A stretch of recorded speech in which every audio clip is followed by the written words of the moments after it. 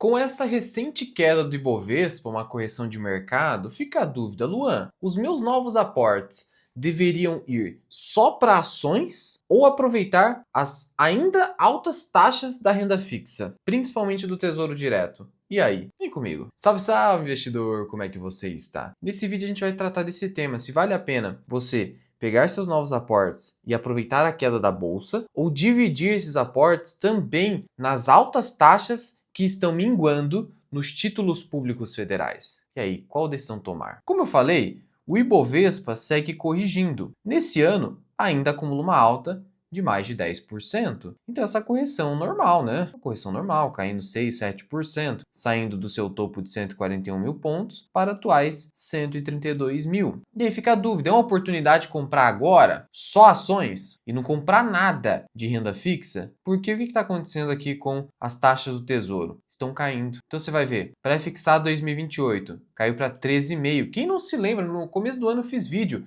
mostrando taxa de 15% no pré-fixado, está abaixo de 14%. Até o com juros semestral está no 14, está no limite do 14. E você me pergunta, Luan, por que esse aqui oferece mais taxa? Por quê? O que acontece? Essa pequena diferença aqui reflete o fato de que, primeiro, aqui o prazo é mais curto, logo entende-se que o risco é menor. Quanto menor o prazo que eu tenho que segurar meu investimento sem receber, significa que o risco é menor. E por outro lado, o juro semestral ele é tributado. Toda vez que o juro cai na sua conta a cada semestre, tem a tributação da renda fixa. Logo, o seu rendimento total é menor do que em relação a títulos que não pagam cupom. Mas, para quem precisa de renda, né, o juro semestral é importante. Então, você precisa trocar o que? A necessidade de renda pela maior rentabilidade. Depende do caso a caso. Outro detalhe, chegamos a IPCA mais 8, agora está IPCA mais 7,86. Só que ainda tem IPCA mais 7. Por quê? Por que, Luan? Enquanto o pré-fixado está caindo mais, o IPCA mais 7 não cai com a mesma velocidade. É que o que acontece é o seguinte, o IPCA está caindo, então a taxa real aqui não pode cair tanto. Como o IPCA está encaminhando do seu 5,5% para 5% e a projeção para o ano que vem é abaixo de 5%, tentando se encaminhar para o teto da meta de inflação, que é de 4,5% ao ano, então eu preciso compensar essa queda do IPCA aqui com a taxa. Mas na prática, a rentabilidade está caindo. Porque se eu somar 5 aqui com 7,45, por exemplo, eu estou falando de 12,45, ainda abaixo dos pré-fixados que já estão caindo. Então está abaixo de pré-fixado e está abaixo da LFT, que é o Tesouro Selic, que é Selic mais alguma coisinha. E ainda você tem esse aqui, ó, o Educa Mais 2026, pagando IPCA mais 8,17. E aí fica a dúvida, esse aqui é melhor que o 2029? Não, porque esse aqui, o vencimento é em 2030. E ele tem essa dinâmica aqui, ó, de você acumular e depois receber os pagamentos fracionados. Então tem isso aí. Por isso que ele está oferecendo IPCA mais 8. Eu prefiro 2029. Eu prefiro 2029. Não tem essa dinâmica, tem mais liberdade. Mas ok, feita essa explanação, fica a dúvida. Eu ainda aproveito essas taxas ainda bem elevadas, que historicamente IPCA mais 7 é raro. E aí? E a pergunta realmente faz sentido, sabe por quê? Esse aqui é um trecho dos relatórios que eu escrevo para os meus clientes. E olha o que consta aqui, e a gente já chega numa conclusão. Que desde 2022, nós não temos abertura de capital na Bolsa de Valores. As empresas não estão abrindo capital. Por quê? Porque o mercado está com juro muito alto e está muito barato, porque o dono quer vender caro. Então, é óbvio que isso é um bom sinal para o investidor de valor. Sinaliza ciclo de baixa desde 2022. E o que aconteceu em 2022? O juro começou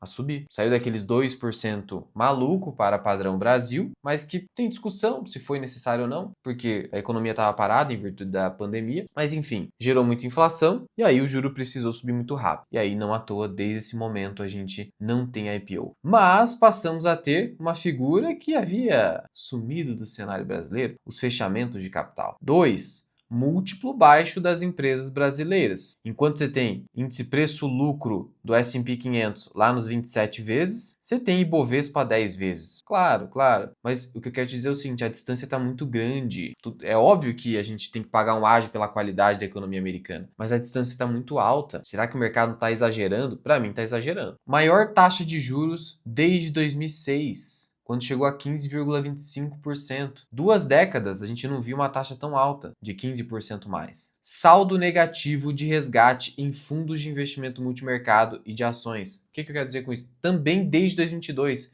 Eu quero dizer que entre entradas e saídas de dinheiro nos fundos de investimento, na parte de multimercado, que é o saladão, e ações, você está tendo mais resgate do que entrada de dinheiro na maioria dos fundos, também desde 2022. Agora, olha como é que tá fundo de renda fixa para você ver. Próximo, baixo interesse dos investidores por renda variável. Todo mundo só quer saber de renda fixa. Outro sinal. Número recorde de recompra de ações, com mais de 125 programas em aberto. Isso sinaliza o seguinte, que os gestores das empresas, a diretoria executiva, está preferindo recomprar ações, as próprias ações da empresa, do que colocar o dinheiro em outro investimento. É um indicativo de que as empresas da B3 no geral entendem que as suas próprias ações estão negociando abaixo do valor intrínseco. É só mais um sinal, a gente tem um checklist aqui. E por último, endividamento alto nas empresas e recorde de empresas inadimplentes e em recuperação judicial. Até boas empresas seguem aí com uma alavancagem alta e aí com foco em redução da dívida, como é o caso da Klabin, e até empresa que nem está com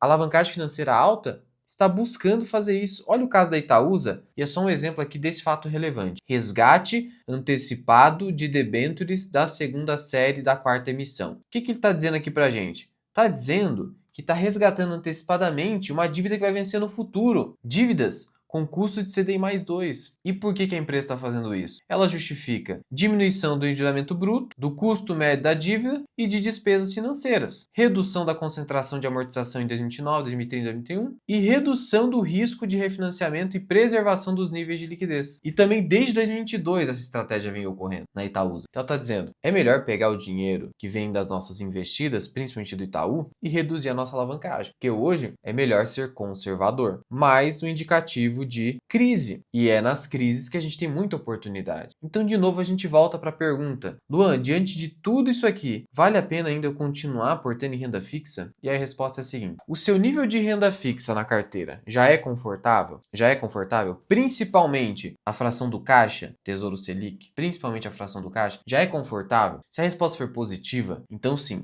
Aí você pode concentrar em ações no Ibovespa. De novo, o seu nível de renda fixa já é confortável? Resposta sim? Então sim, eu posso concentrar em Ibovespa. Agora, não, Luan, ainda eu preciso completar mais. Então eu preciso também aportar. Se você define que 10% da sua carteira tem que ser títulos públicos, não caixa, né? Títulos públicos aqui. Então, se eu tô com 8%, eu vou continuar aportando e aproveitando essas taxas altas, porque tem ganho de marcação a mercado potencial aqui também. Não se esqueça disso. Agora, eu concordo que a oportunidade é clara com excelentes companhias. Então, o que eu diria para você? Ainda falta para eu chegar em determinado percentual na renda fixa? Tipo, falta 2% de 10, né? Então, eu tenho 8, falta mais 2%. Aporta 20% do seu aporte mensal aqui, não deixando de aproveitar essas taxas elevadas, e os outros 80% aqui. Simples assim. Não, já tô com 10%. Então, esquece isso aqui. Mas eu quero aproveitar. Mas aí você aproveita aqui, que tá muito barato, mas precisa saber escolher, não é aportar em qualquer coisa. Inclusive,